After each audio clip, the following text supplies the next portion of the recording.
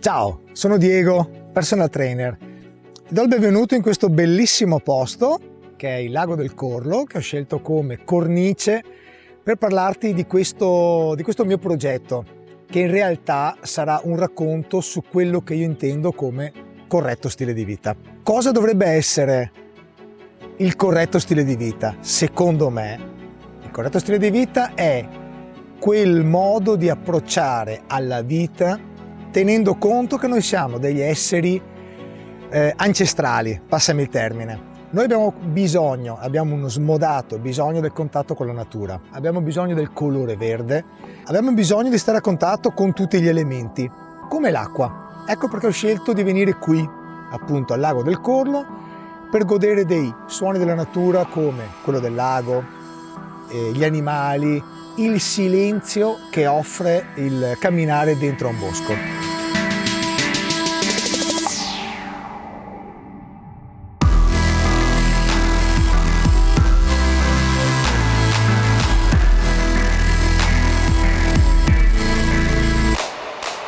Fondamentale, almeno per me, è riuscire a staccare la mente, calmarla, fermare tutti i pensieri che durante la settimana ci assillano, mi permetto di dire, immergermi nella natura per poi riuscire a trovare dentro di me la calma e l'energia che mi serve per affrontare tutti i miei impegni.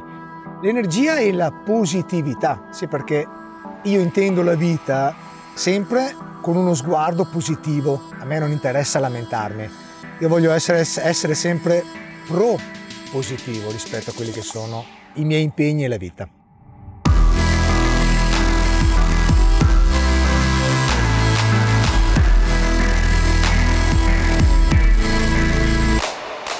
Ti ricordi il detto chi dorme non piglia pesci?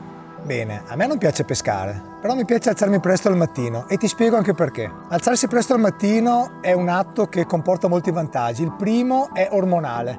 Noi siamo predisposti alla sveglia non appena il sole sorge, anzi prima che il sole sorga. Questa pratica inoltre è anche molto utile perché ti permette di svolgere importantissimi compiti già nella prima parte della giornata e sentirti molto più libero nella seconda parte della giornata e più rilassato la sera.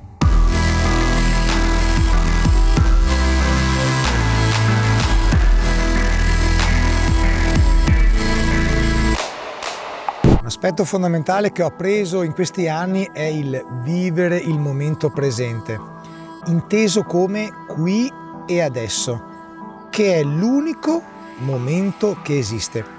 In questo la natura è una grande maestra perché mi permette di staccare la mente dal passato e dal futuro e di godere pienamente del potere di adesso.